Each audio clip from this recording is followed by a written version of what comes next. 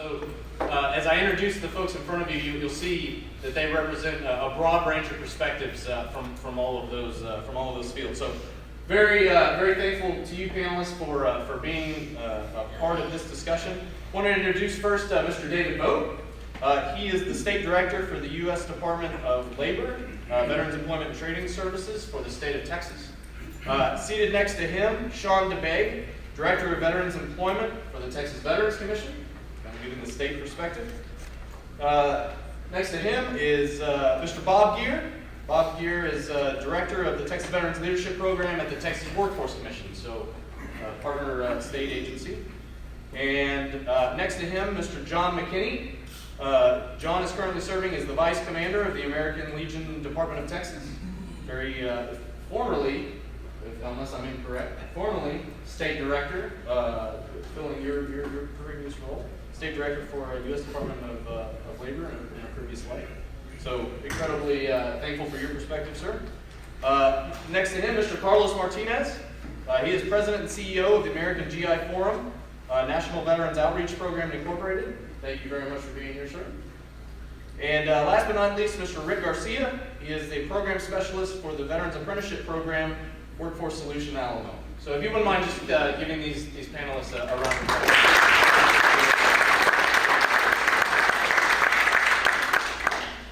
One thing I wanted to open with, I think it would be kind of weird not to start an employment panel without talking a little bit about employment rates.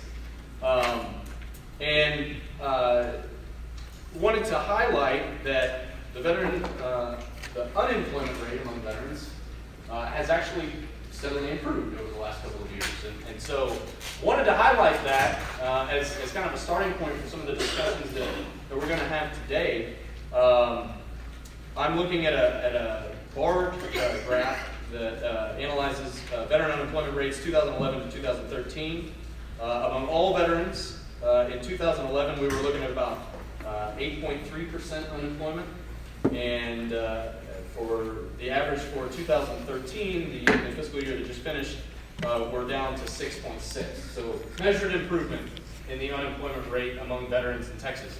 However, that's going to be my launching point to my first question for Mr. Boat. Specifically from the federal perspective, is the work done? Obviously, no, the work's not done. We've got a long ways to go. We've still got 6.6% unemployed veterans in the state of Texas. It's obviously more than what we want to have. The goal is obviously to not have unemployment amongst our veterans. There's a lot of things that the Department of Labor Vets does in order to help out with veterans that are looking to obtain employment, looking to retain employment, and so on. Most of you are familiar with our Jobs for Veterans State Grant, which our partner, the Texas Veterans Commission, run throughout the state of Texas in the American Job Centers. Many of you are probably unfamiliar, or some of you are probably unfamiliar with some of the other things that we do with relation to employment opportunities and retention opportunities for veterans throughout the state. So I just want to touch briefly on what some of those are, and I'll leave JVSG alone for Sean to talk about a little bit. With relation to some of the other things we do, VETS is responsible for investigating what's called the USERRA complaints, or the Uniform Services Employment Reemployment Rights Act, which many of you are familiar with. In Texas this year, we've had 44 of those complaints that we've investigated. Currently, we have 9 that are still open. We've had some really good success with some of the complaints that we've had, helping some veterans who have been displaced from their positions as a result of their military occupations to get back into those occupations, to get back into those employers. To date, we have actually settled claims for many of those veterans, resulting in $53,500 of wages that those veterans were not given, have been returned to those veterans, along with job opportunities that have been given back to those veterans.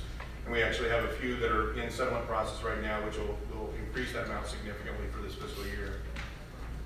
We also investigate the veterans preference side of employment opportunities for veterans. Veterans who apply for federal occupations, every federal agency, with the exception of just a few of them, National Security Administration, a couple of others, are subject to hiring veterans and providing veterans preference. When a veteran doesn't feel that they've received that preference or that entitlement, with regards to their federal hiring opportunities, they can file a claim with us where we investigate those claims, make a determination of whether or not those vet preference opportunities were afforded to them. We've again, just coincidentally had 44 of those cases so far this year.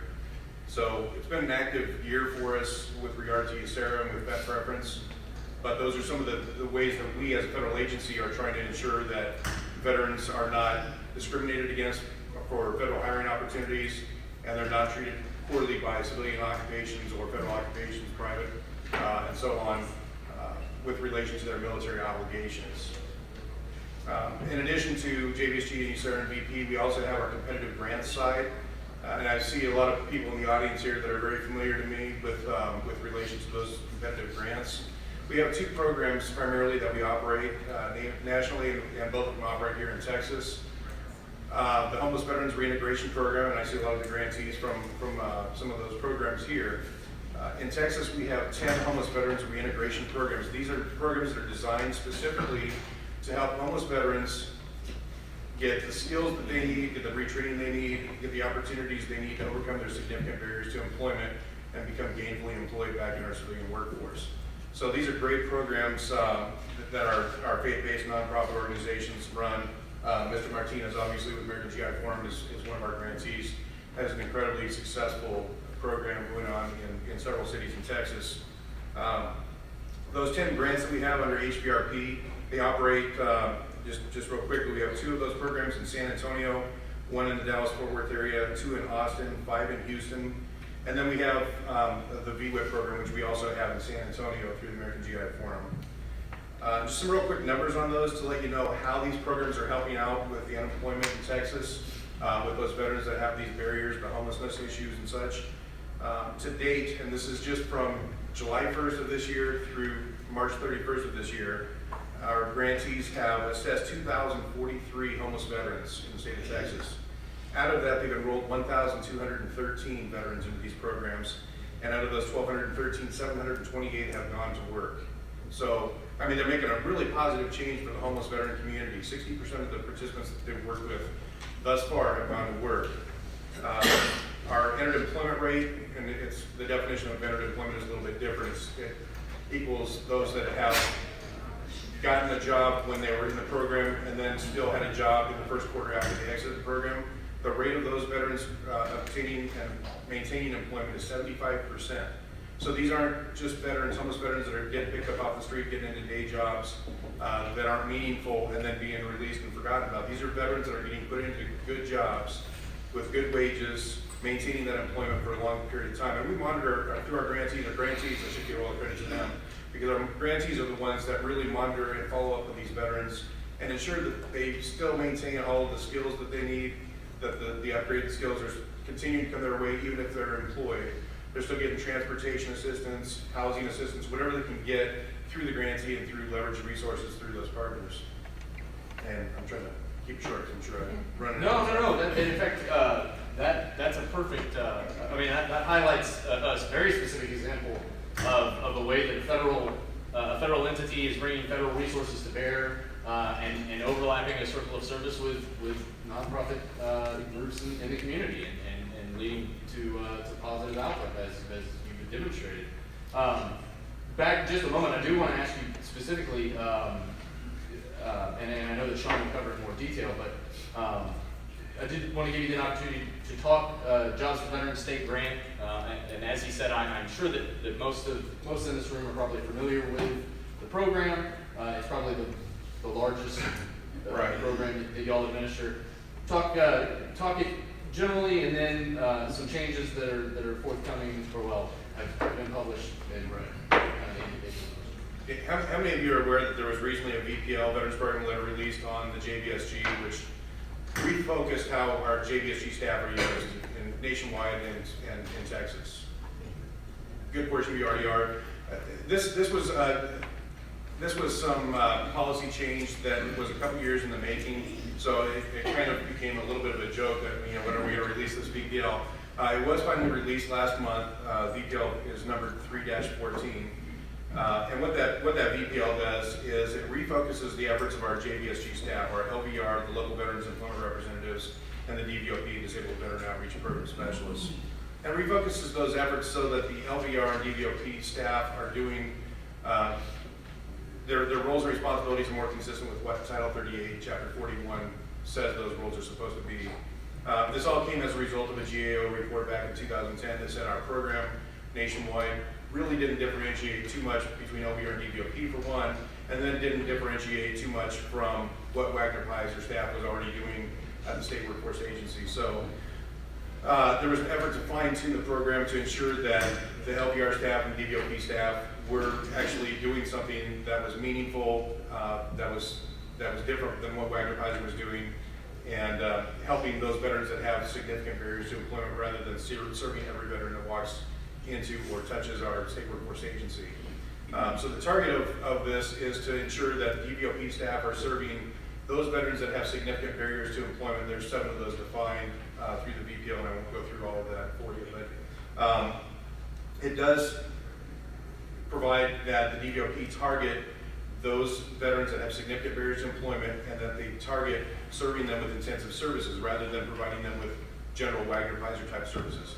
So we're really focusing on what the specific needs are for those veterans. With that being said, I won't go into all the detail about that. I'll let Sean do that. But I do want to talk about a couple things specific to Texas that have changed this year for the positive.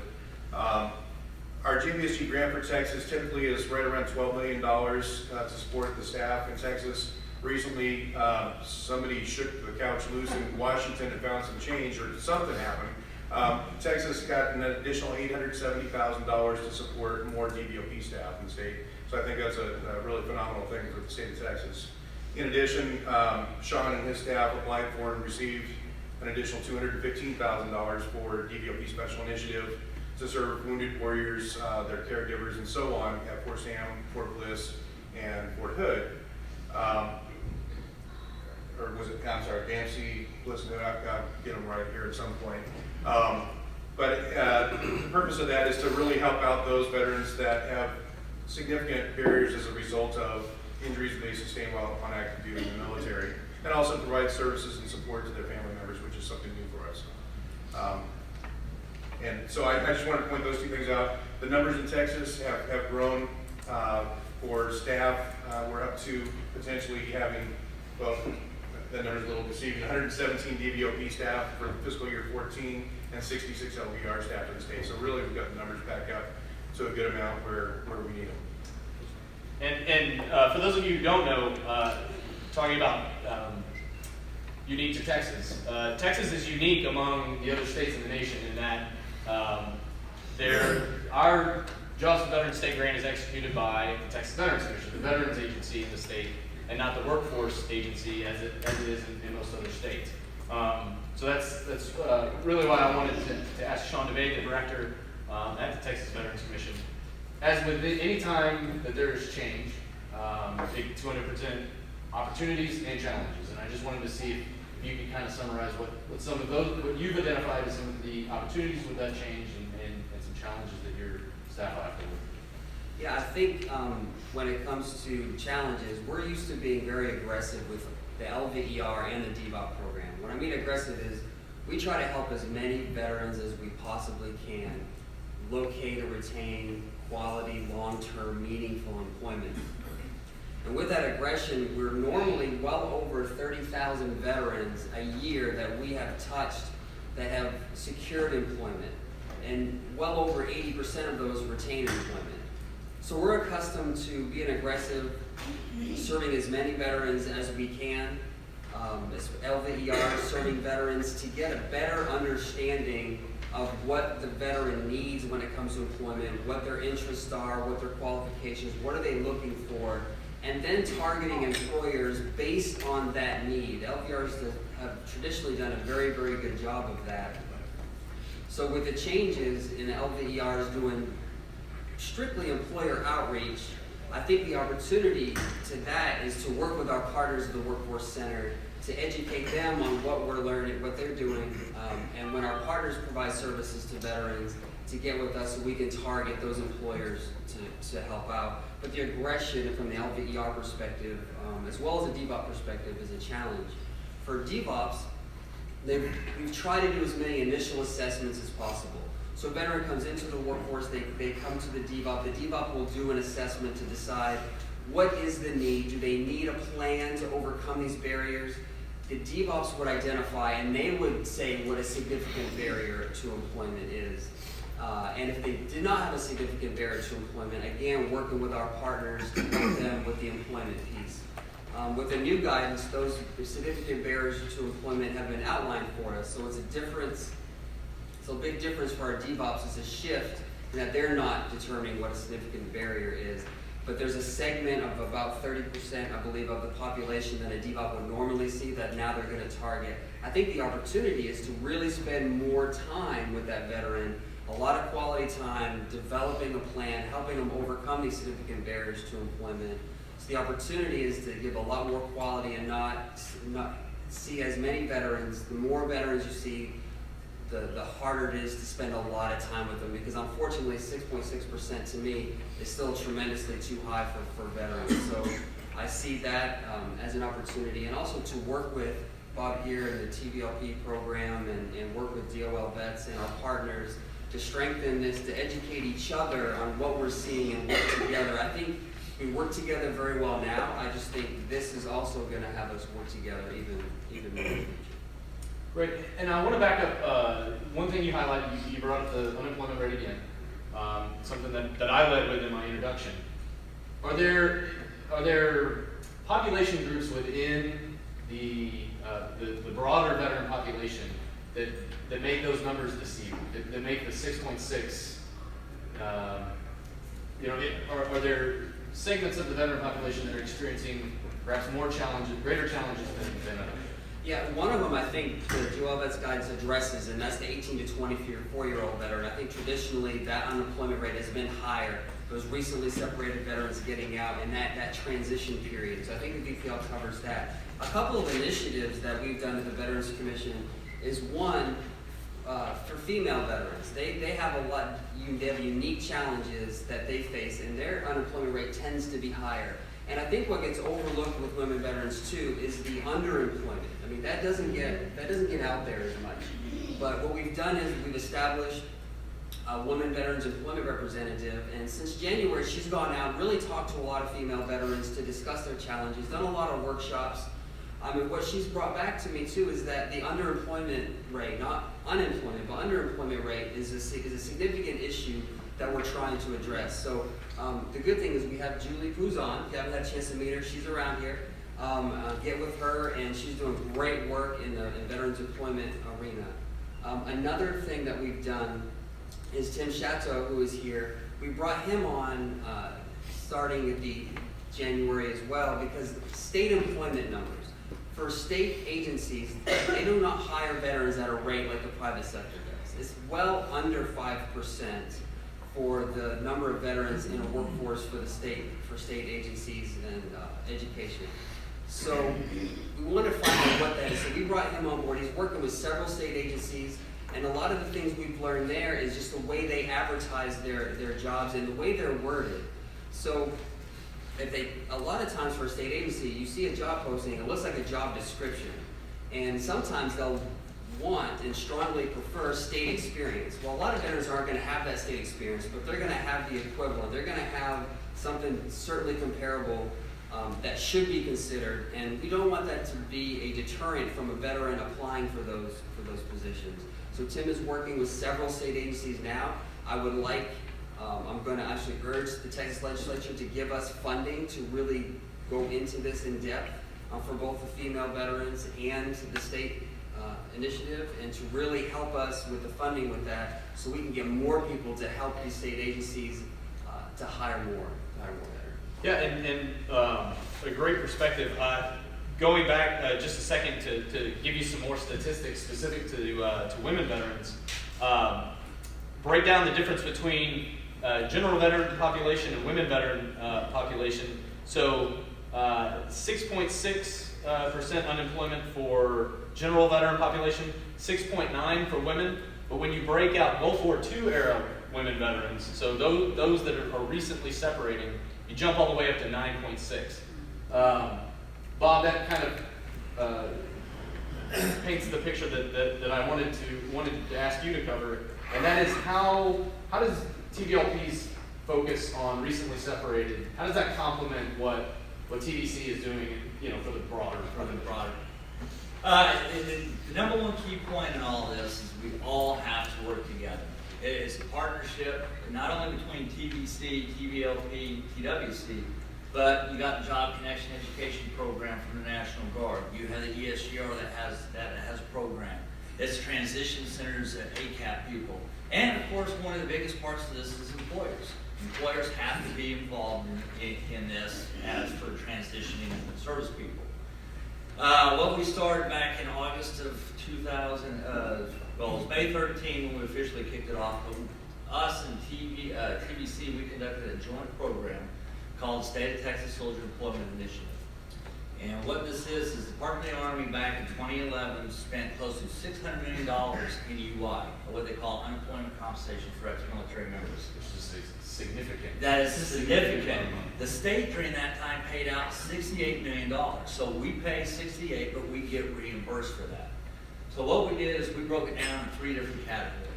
The first category was working with active duty components at Fort Hood and Fort Bliss.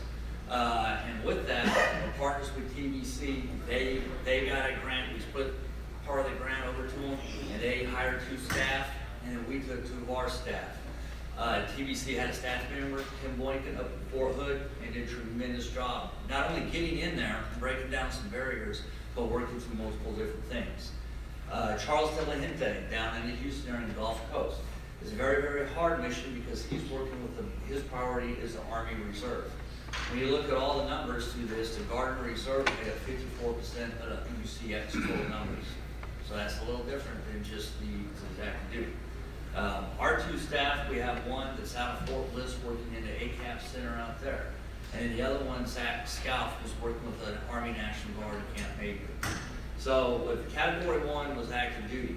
The category 2, what we looked at was the Guard and Reserve specifically, because they don't have 6 months, they don't have a year, they don't have 3 months to separate. They come back, they get X number of days, they're gone, and then when their order's in, bam, they're unemployed. And then the last group, going back to how we really work together, was the Army veterans that are already in the system. When we started out, I believe there was about 7,200 Army UCX claimants, and this was August of 2012. And that has to drop over through the periods of months. The main statistic that we're looking at is when we started is comparing a year period of time for average weeks, the Army UCX claimant drew unemployment compensation for ex-military members, it was at 24.6. We just ran it again last week for the time period, for a year time period, and the number is down to 16.1. So that's a significant cut. But it's because of the partnership, it's between the efforts of TVC, TWC, American Legion, JSEP, and all these other programs and employers working together. When you look at the numbers spent out, we paid out $41 million on that compared to $68 million when we go back to 2011. So it's a partnership, but everything that's changing is to get to the service members a lot sooner before they separate, so they're identified and then they get to the right person once they. Let me ask you a follow-up on one of the things that Sean kind of highlighted when he was talking was working with state agencies to basically recraft their job postings to better identify what they're really looking for to give veterans a better shot at acquiring some of those jobs. As any of you in this room that work regularly with veterans in the employment arena will probably recognize, one of the greatest challenges of working with individual veterans is doing the converse, translating their military skills into civilian skills that the civilian workforce recognizes, the experience they have.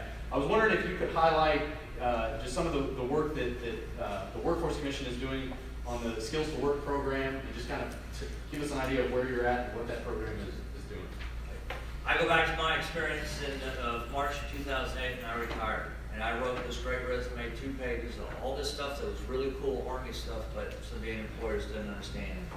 So you go through a time period and no one's calling you, and you wonder what's happening is because they do not understand what's on paper. We know for the last 6 years that you have to make it easy. You have to make it easy for the employer. Employers are worried about profit and what they're doing. If they have to go an extra step out of the way, most will not do it. There are a few. I know like Volt, their military program specifically targets veterans through Fort Hood, Fort Bliss, all across Texas, probably across the country. So with that, we took a program that our labor market has been developing for a while. And what this program does is called Texas Skills to Work. It takes you can upload your resume to it. You can upload a Word document, PDF, and a couple other high-speed things I don't remember. What this thing does then is it takes that veteran's resumes and it pulls that information, and when it comes up, it takes those skills and puts them in what we call detailed work activity statements. These are statements that civilian employers can understand because that's how it's written.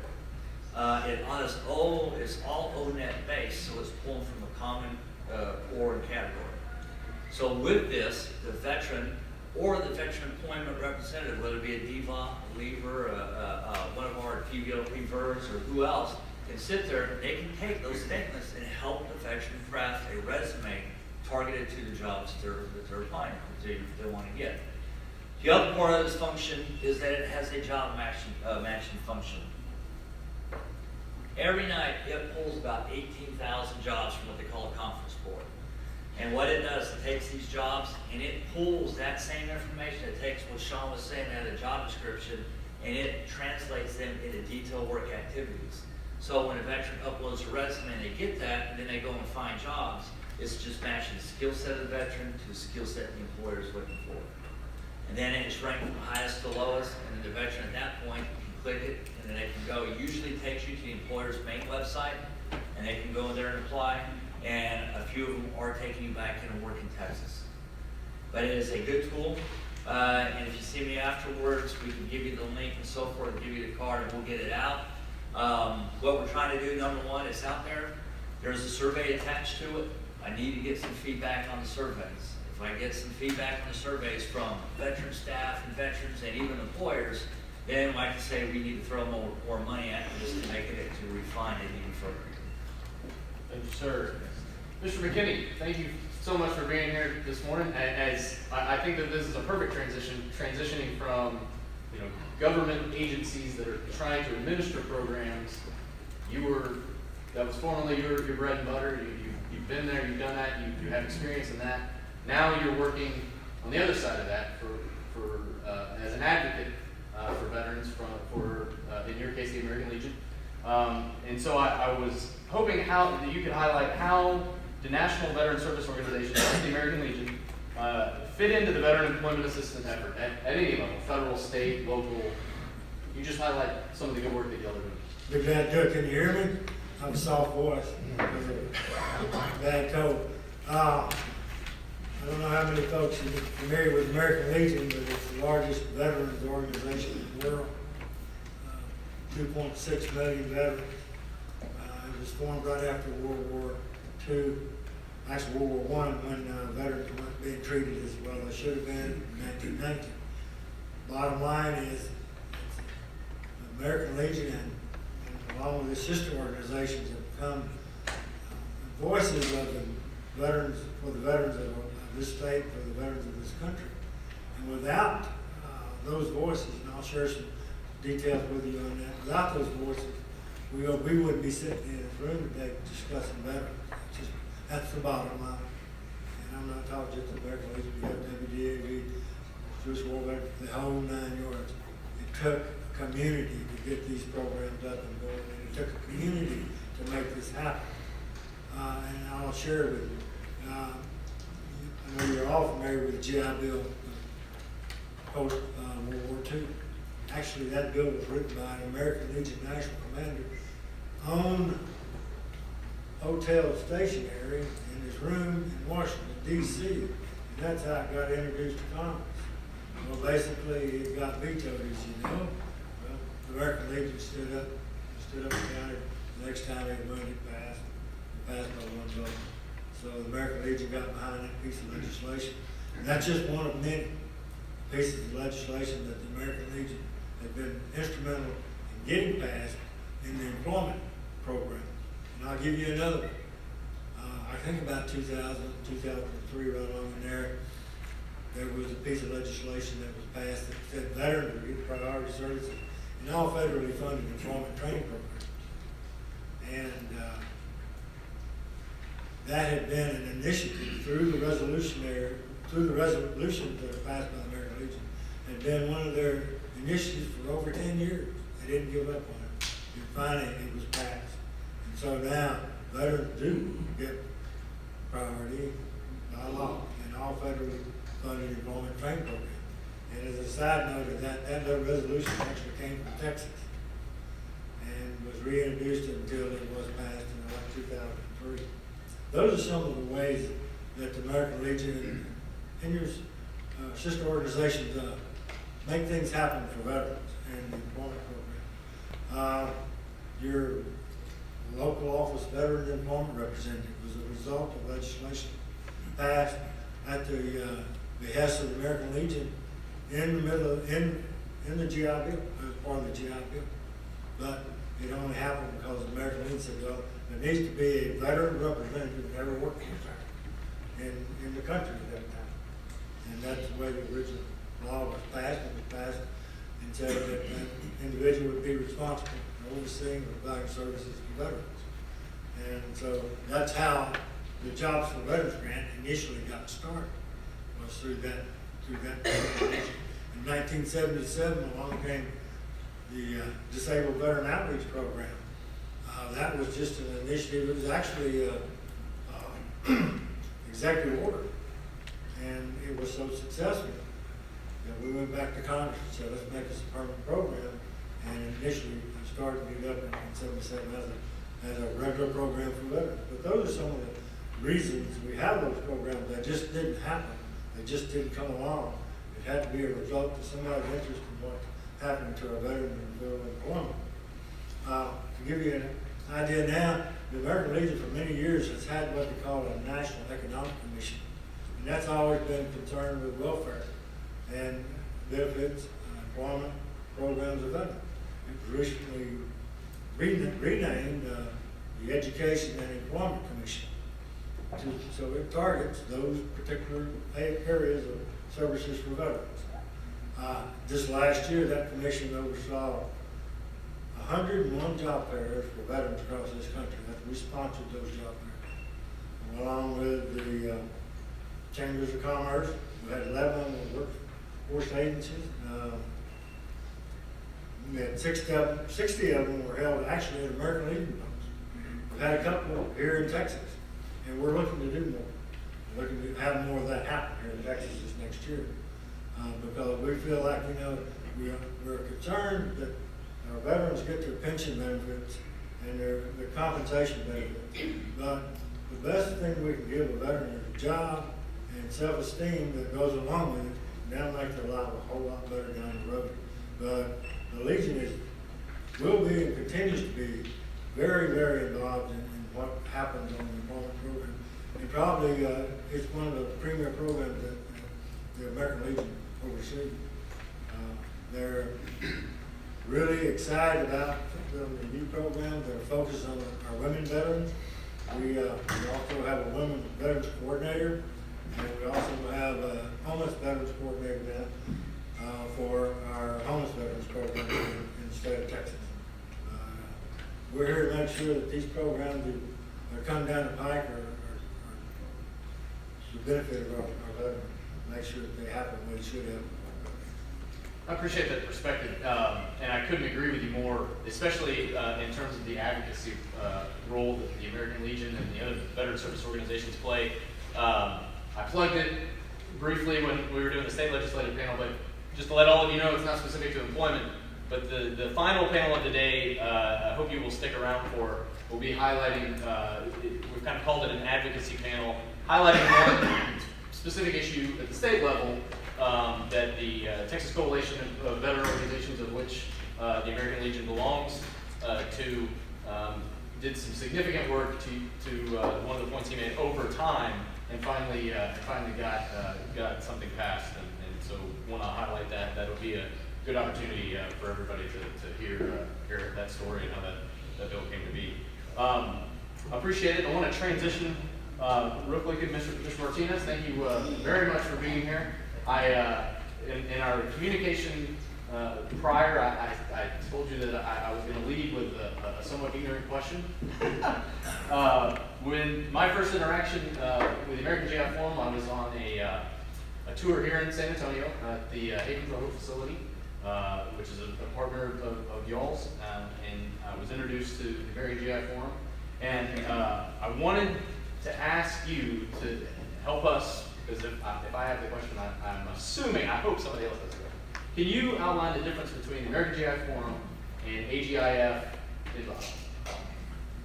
Absolutely. Thank you, Jeff, for that question, really, because it helps us clarify pretty common confusion with the general public about the American GI Forum and the National Veterans Outreach Program. The American GI Forum of the U.S. is a congressionally chartered veterans organization, kind of like a tiny version of the American Legion that John just described.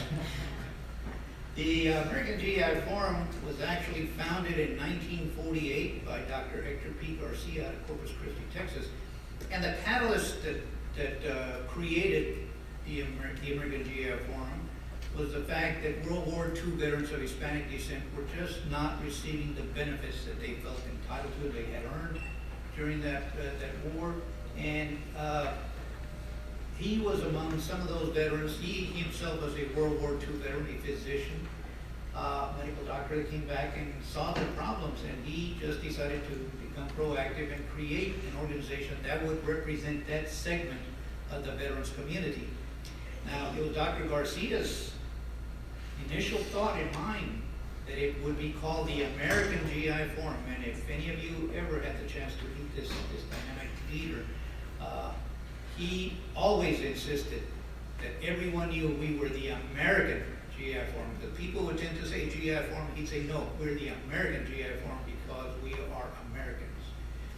Except that the voice that he held and that the American GI Forum followed was, of course, to promote equal opportunity for veterans, all veterans, and of course, in this case, the Hispanic veterans that he represented and followed, created an organization of some significant size. There is state chapters in multiple states. Not in all states. Somebody just mentioned to me, well, I never heard of you in Montana. Because there's not too many Hispanics. It's cold. So it doesn't have it in all states, but it is a representative organization, and they do participate periodically in testimony before Congress. They do provide perspectives on Hispanic veterans and their particular needs. But in 1972, the American GI Forum membership at their national conference brought up the idea that the Vietnam-era veterans were facing the same calamity, the same problems that the Hispanic veterans had received after World War II. Nobody was paying attention to them. They were mistreating them, actually. And so they felt that there was a need for a special program, a special emphasis program. And they created the National Veterans Outreach Program. So that membership group did start the National Veterans Outreach Program. They created it as an outreach system because, again, it was felt that the Vietnam-era veterans were already getting lost in the population. Nobody was contacting them, and the veterans themselves were not going to the systems that were available because they didn't trust it completely. They didn't trust the system. So it was an outreach program that was created. It was very successful, and again, they tried to form the National Veterans Outreach Program as an Hispanic Veterans Outreach Program. The American GI Forum did not want that. It was an American GI Forum program that wanted to reach out to all veterans. So the National Veterans Outreach Program was founded in 1972. It was a small program, initially set up again to contact Vietnam-era veterans. Over the course of the last 42 years that we've been in operation now, we've expanded our scope of services. We do an array of things. We have served over 450,000 veterans now. And we provide not only employment and training programs through grants from these other offices, programs that you've heard about earlier, but we also have some innovative approaches. We created our own residential center for homeless veterans. We have work centers for the disabled veterans. We've got a new veterans home ownership program. We do a lot of different things, but mostly we target veterans with special needs.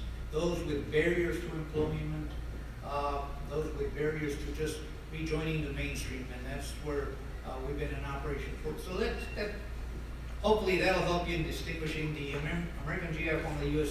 membership side, which is still very active, has chapters, and they do fundraisers and things in their community, and the National Veterans Outreach Program that spends day in and day out serving veterans directly. One more thing I would like to add, and that is the American GI Forum, in its wisdom, I think created the National Veterans Outreach Program as a separate charitable corporation. I don't know why they felt the membership groups sometimes tend to have political conflicts. So they do want those things to carry over to the service that is provided by us on a day-to-day basis. Great. And can you highlight specifically here in Bexar County, San Antonio, like I know that the program that I was able to witness kind of in that tour of Haven Pro, can you just highlight how you translate the National Veteran Outreach Program's mission kind of on a local implementation? Sure. The National Veterans Outreach Program, we can all talk about the programs we provide and the services we give each veteran, the numbers we've served, but I think what really formulates the effort that we have is that our program has always followed the idea of collaboration. No one agency can provide everything to everyone that comes to our doors. So collaboration is a real key to our operation. We work with the Veterans Administration. They have a wealth of resources. What we do is we advocate on behalf of the veteran to access some of those resources that sometimes become difficult for the veteran themselves to reach. We also reach out to other entities that are not even here today, but we feel that they have an obligation to veterans. I think a good example of that is the foundations. We have a current grant from the Walmart Foundation to address the problem of the younger veterans that are experiencing approximately 12% unemployment rate. So we deal with them, trying to focus specifically on that population, that segment of the population. As a matter of fact, in our first year of operation under that grant, we also wound up serving nearly 20% women veterans, those enrolled in the first year, which was a little surprising to us because it's even higher than the population rate that we have here locally. But one of the things we discovered about women veterans is that they also need additional services because a lot of them are single heads of household. And they need housing, they need to take care of their families before they'll even talk to you about a job. Talk to me about how you're gonna take care of my family first, then we'll talk about a job. Once we do that, so it has to be a holistic approach that we take there. I think we joined the Chambers of Commerce, which is very critical to reaching the employment sector. We want the employers as our partners in the initiative. So we're members of the chamber, we go to their little mixers, talk to employers, and we sneak up on them about veterans. So we've implemented some innovative approaches.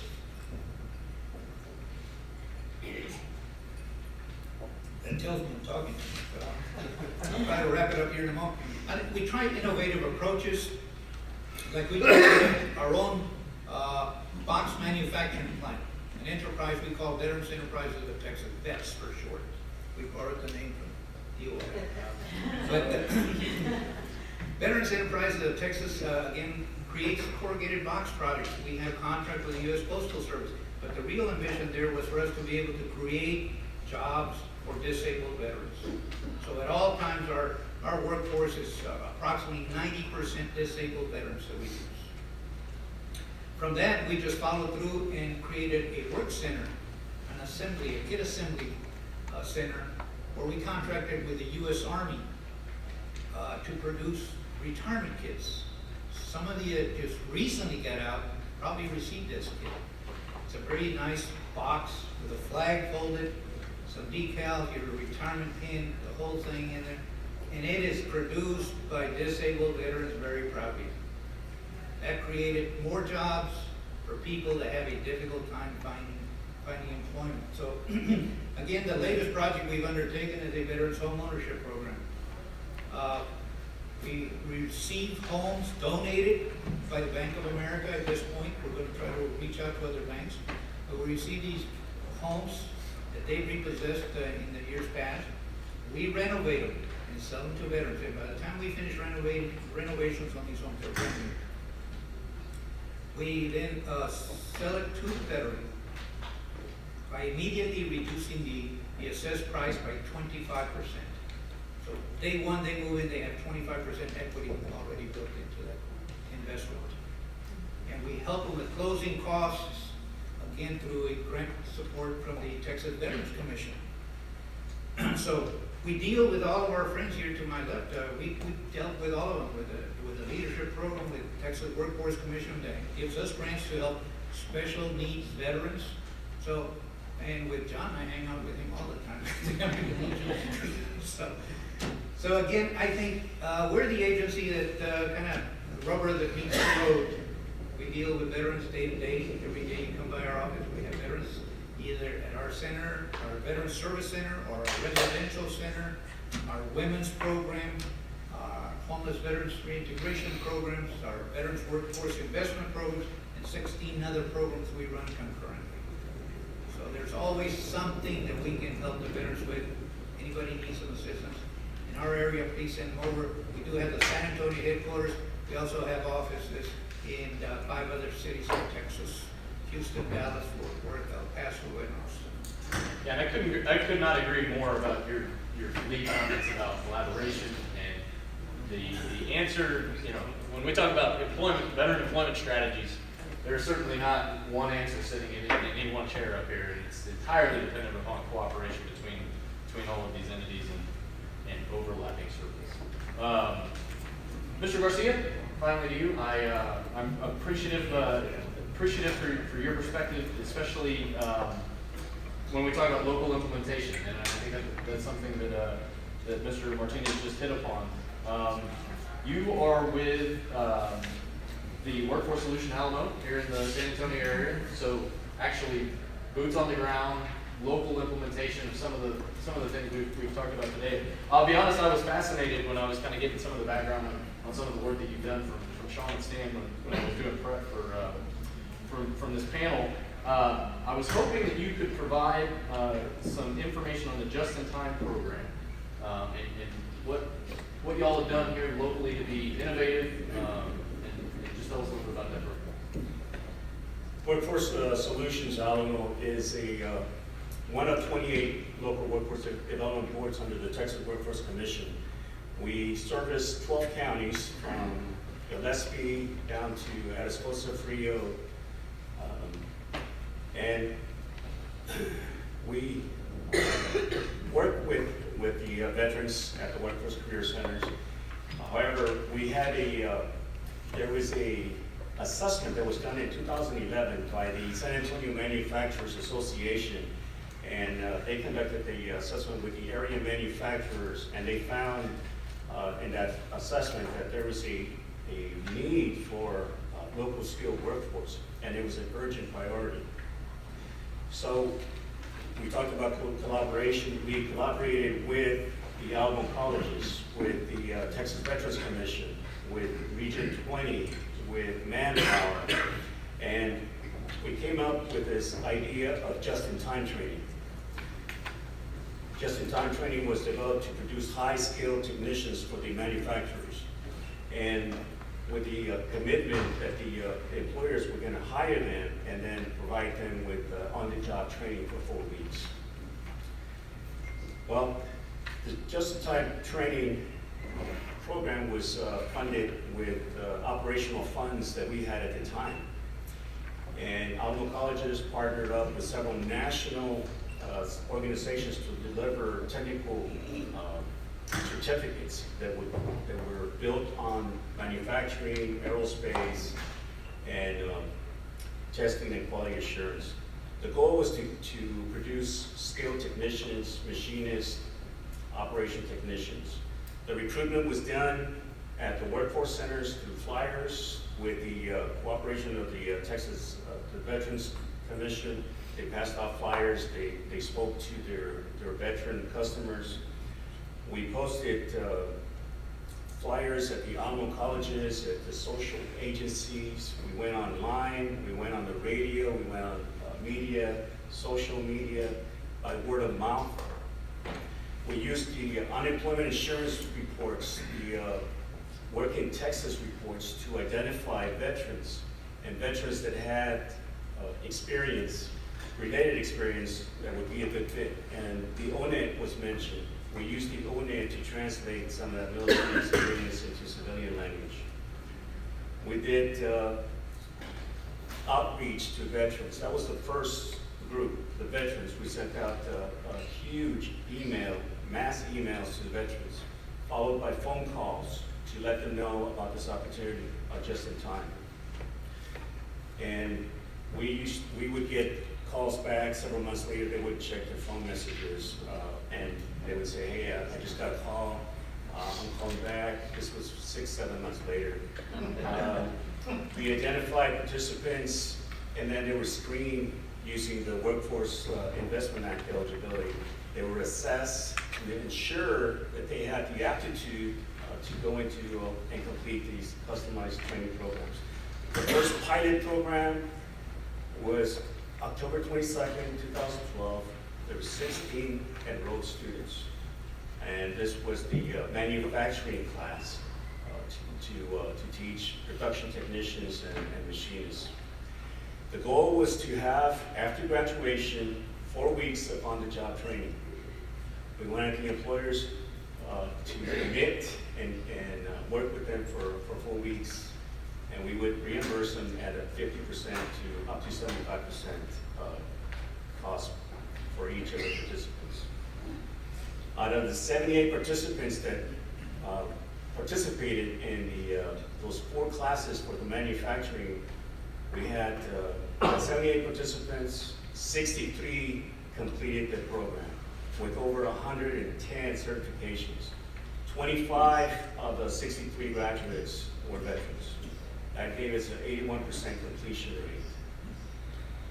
rate. A total of 46 students for those 4 classes were offered employment. 18 of those 46 were veterans. A total of 35 were still employed as of 23 April, and 12 of those 35 were still were veterans. So this pilot program, being a pilot program, we still had some problems. We had to make adjustments and take other things into consideration. The first class of 16, we had 6 veterans, of which the 6 veterans were, well, 3 of them were already employed. 1 had a felony, 1 was homeless, and the last one had a CDL already, and that the truck driver was not really willing to take a pay cut.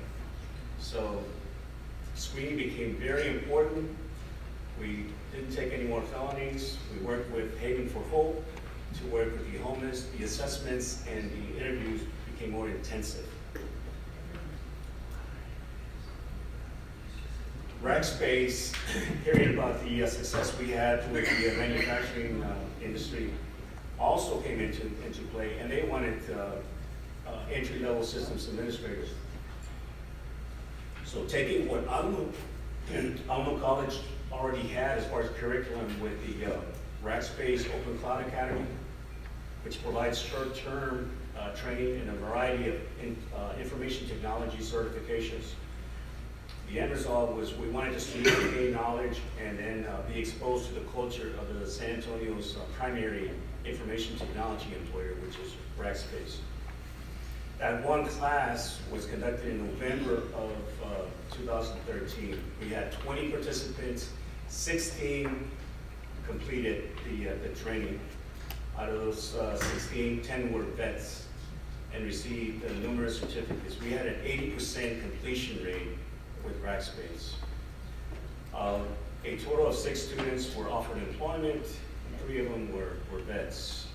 and 6 students are still employed as of 23 April, and 3 of them were vets. We had a problem with Rackspace not wanting to employ all of the students because of the culture and things like that. But we're working things out. I just got a call from one of the Marine veterans that graduated from the Just in Time. He was up in Dallas, and he was going to an interview this past Tuesday. So we're hoping that he gets picked up. But we do a 12-month follow-up to ensure, and we work with them to make sure that they do get employed. And then we had Mission Solar Energy, which is a key supplier for CPS, this City Public Service, and they needed assistance with solar panel production technicians. And so there was a class that got started in April. A total of 12 completed the training. 2 of them were vets. A total of 12 were offered employment, and 2 were vets. And a total of 10 are still employed, which 2 of them are veterans. There's another Mission Solar cohort going on right now, and we have 16 people in their particular class. And the graduation was supposed to happen on Tuesday this past week, but Mission Solar Energy requested the graduation be extended until Monday, the 19th, because they want to do a employment orientation that very same day. So immediately after the orientation, immediately after the graduation, Mission Solar will hire each one of those graduates, which were 16. In addition to that, they're also hiring 4 of the people that completed the manufacturing cohort, and they're hiring them as well. So we're going to have 20 hires on Monday the 19th. That's great. With Mission Solar Energy. That's great. Overall, we've had a total of 126 participants, 95 students graduated for a 75% completion rate. A total overall of 63 students entered employment, 66% entered employment rate, and that's as of 23 April 2014. So we're working with the employers to ensure that the veterans are getting first priority, and they're getting engaged with the employers. Which is a perfect example of local workforce board working with specifically employers in your community to set up innovative programs to get veterans employed, and that's exactly what it's about. I appreciate you highlighting that. You've been listening to this panel of experts for about an hour, and it's your turn to ask questions if you've got them. I definitely can't think of a better panel of folks that can answer specific questions regarding employment strategies. So if you've got any, we've got about 10 minutes to do some Q&A. Thanks for all the good information you gave us today. I'm on the HVRP program from Houston, Texas. About 68% of my veteran population that comes to my doors have background. What is being done to get the public not afraid of PTSD and past the fact that armed discharged veterans come home and get in trouble sometimes? That's my question. Anybody want to take it? Do you address that to the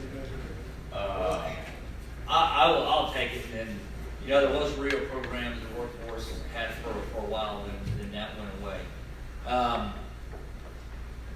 We're getting to the point now where I think it's honesty to the employer, and it's going to be hard. It's going to actually be hard work on you, your staff, or whoever's getting with the employer and say, look, this is what happened. This is what we need, and follow up. That's ultimately going to be the way. Right now, we still are kind of in the employer-driven market. Some employers still have, they're still pick and choose. But in the past, I know working directly with employers saying, this is the issues he had or she had, this is what happened, You can call me anytime you need a chance. And we're able to place several veterans with that. And it is hard work. Yeah, and I can address it a little more broadly. One of the topics that the House Committee on Veteran Affairs and County Affairs actually had hosted a joint hearing here yesterday. One of the topics that they're analyzing is veteran courts and the value that veteran courts have in terms of doing exactly what you're talking about.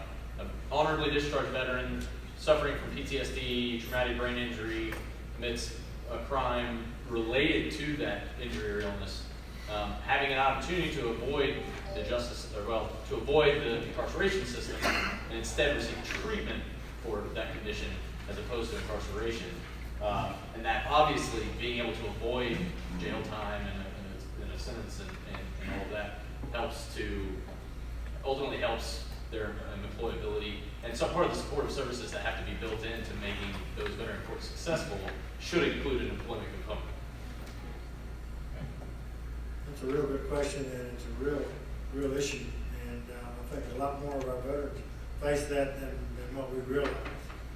And while there's no simple solution to the program, or to that problem, or to some of those issues that surface, some of them don't surface until months, maybe years after individuals get out of the military. The key to its education, I think, education and employment, employer community, and educate our veterans so that they'll recognize and seek help. One of the issues that we're seeing is that the veterans won't ask for help. And until they ask for help, they don't want to admit that they have this issue. And until they ask for help, it's hard to give it to them. But letting them recognize what's going on and getting them to ask for help. I don't know whether any of you have seen this public broadcasting movie, I guess, or whatever, special on veterans coming back and what they're facing. And but that was one of the highlights of it. It says, transitioning back is probably the hardest thing to do for a veteran, because unless you put on the military uniform and taking it off and come back, it's hard to understand what's going on in the individual mind. And you've got to be able to bridge that gap somewhere or other. But in the same token, you have to get the veteran to be able to ask for help and ask the right questions so they can get it. And once you get that out, you're made to return, I think, and being successful. Until that happens, they're going to be in transition. And that's not a good place to be. But there's no simple answer. I think it falls on all of us, all the veteran organizations, everybody that works in veteran issues to make sure that this happens for our young folks that are coming back. Thank you for the questions. Any additional questions? Yes, ma'am. I'm Carrie Rader from the Employment Support of the Guard and Reserve, and I've been to a couple of conferences now, and one of you gentlemen just brought it up about the 99 weeks unemployment. Can you give me a reference point for that so I can direct? We're no longer at 99 weeks. Okay. 26 weeks is base period for unemployment or unemployment compensation regulatory members. There's been no extension passed in Congress yet. It keeps coming up, but it hasn't been approved. So, and we received several calls this week from veterans who are allowed, if they're drawing UI or UCX, and it's VA-approved training, they can get the requirement of job search waived. We've got several calls this week asking after the 26 weeks, does that continue? And the answer is no. 26 weeks is what it is. Thank you. Yes, sir. I'm Curtis Bowman with the SPCP Tech here, and I help veterans start their businesses. Did a VAS program and a Chase program for the last 2.5 years. And I think a lot of the drop in the numbers, I think we're all starting to work together. I think a lot of it too is veterans are just saying, I'm not going to wait for a job. I'm going to be the owner. I'm going to be the CEO. So you have to remember that that's a lot of those figures too as well. Not all of it, but I think that, I deal with veteran entrepreneurs every day from startup all the way to the finish of their business. And veterans are highly skilled. They don't just have leadership skills, they have skills. Sometimes we tend to concentrate on, they got leadership, they have more than that. They have technical skills, they have management skills, operational skills, degrees. So sometimes I think we really limit it so people don't hire them because we concentrate on they have leadership. That comes with it anyway. But a lot of these entrepreneurs are very highly skilled. And I think a lot of the drop in numbers, not all, is because veterans are like, you know what, for 20 years someone's been telling me what to do. I want to be the owner, why not me? And so I see that every day. I also teach the Boots to Business, you guys are familiar with. I'm the lead facilitator along with under the SBA. So we've been out there in force because people always wonder what are people doing out there to help the veterans before they get out? Well, we go out on a basis. We teach the Boots to Business class, which is an 8-week entrepreneur class. We just taught one 2 weeks ago at Fort Sam, or excuse me, at Randolph. And that helps them get the skills and enroll them to say, hey, look, you can be an entrepreneur. Don't wait to be employed. You employ other veterans, you be the owner. So we have a lot of successful owners from that. I think the program's been on for a year, and some of the SBA is doing a great job with that. So I just want to put that out that I think some of the drop in the numbers is that, you know, when you're an owner, you can count as a job yourself. And they're employing other veterans, so I think that's a lot of it too, is that we're taking the ball rather than waiting for somebody else to employ us. And a great pitch for our entrepreneurship panel, which is coming up. It's in your program. Right after lunch, we will host an entrepreneurship panel. Couldn't agree more. Sean, I don't know if you want to comment additionally, but I mean, that's definitely something that's been recognized here at the state level in the last year. The Texas Veterans Commission has stood up a veteran entrepreneurship program. So, yeah, I mean, I think that especially recently separated, well, not even recently separated veterans, but definitely possess the skill set in order to be successful entrepreneurs. And to your point, I think that the veteran entrepreneurs are much more likely to hire other veterans to work for them. So it solves, you know, multiple problems.